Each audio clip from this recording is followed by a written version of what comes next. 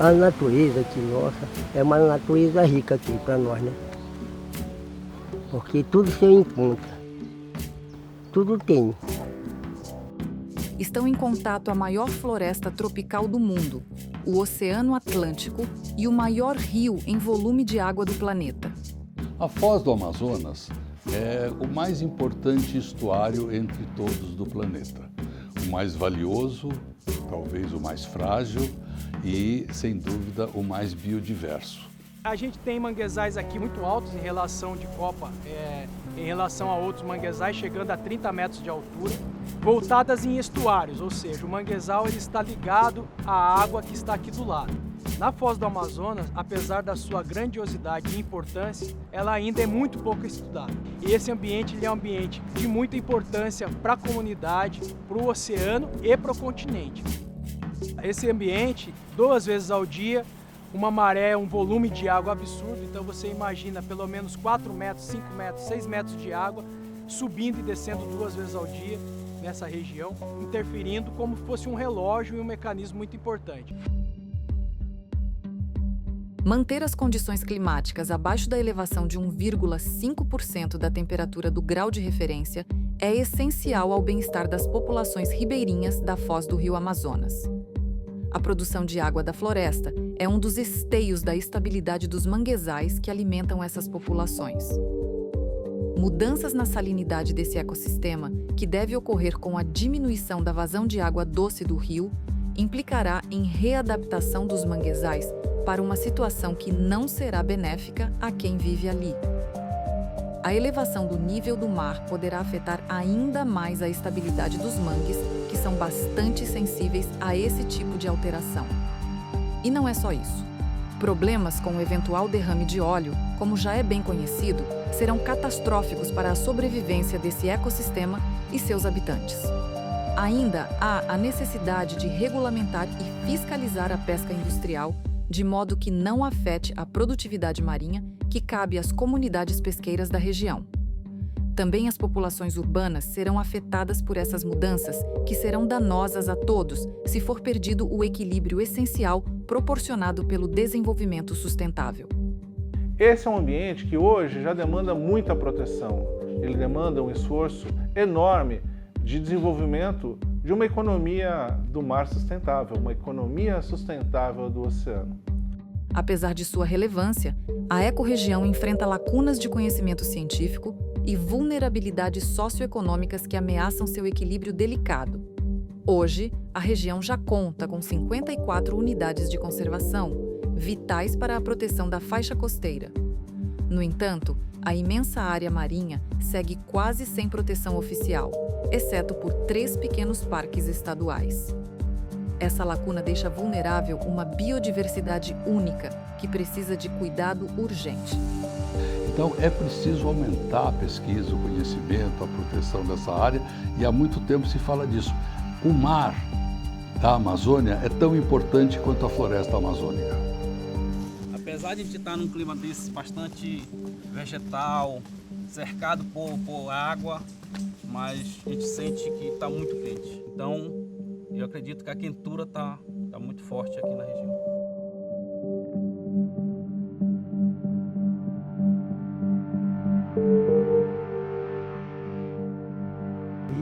E tinha mais fartura, né? Para nós. Que a gente está num ambiente muito delicado e fragilizado, que pode ser fragilizado aos poucos. E depois, quando esse ambiente for impactado, para a gente correr atrás do prejuízo é praticamente impossível, porque a gente sabe que é muito fácil de degradar, principalmente o ambiente de manguezal. Por essa soma de fatores, o Museu Gueldi e o IEA USP criaram o Grupo de Trabalho Foz do Amazonas, com especialistas de instituições diversas e dos estados do Amapá, Pará e Maranhão, e de povos tradicionais. Para superar os desafios, considerando a COP30 em Belém, este grupo propõe estratégias baseadas no desenvolvimento sustentável, destacando-se 2 ações. A primeira é a criação do Instituto Nacional da Foz do Rio Amazonas, INFA, um instituto de pesquisa vinculado ao Ministério da Ciência, Tecnologia e Inovação. para integrar os esforços científicos e fornecer dados para políticas públicas. O INFA dará suporte vital a áreas como o Sítio Ramsar da Foz. Reconhecido internacionalmente, ele protege os maiores manguezais contínuos do planeta, mas precisa de ciência de ponta para uma gestão inteligente e integrada que funcione na prática. Então esse é um momento importante, né, para a gente conseguir estruturar um instituto específico para estudos aprofundados na região, envolvendo, né, atores da sociedade e pesquisadores, e também para que se defina um mosaico de proteção das áreas que temos lá. A segunda é a criação de um mosaico de áreas protegidas marinhas na foz do Rio Amazonas. Para garantir a biodiversidade e o desenvolvimento sustentável, propõe-se um conjunto de áreas com diferentes níveis de uso, cujo desenho se baseia em dados científicos, como os Planos de Ação Nacionais de Espécies Ameaçadas, do ICMBio. O estabelecimento de um mosaico de áreas protegidas e conservadas na região da Foz do Amazonas é a solução mais inteligente que tem se encontrado para esta área tão importante, tão rica, esse ambiente único. Este modelo traz a gestão integrada dentro das áreas protegidas para buscar de forma eficiente resultados positivos de conservação. Essa proposta de zoneamento inclui corredores ecológicos para proteger a fauna, áreas de desenvolvimento sustentável para o uso organizado dos recursos e áreas de proteção integral que funcionam como refúgios de vida silvestre, em harmonia com atividades econômicas importantes para a região.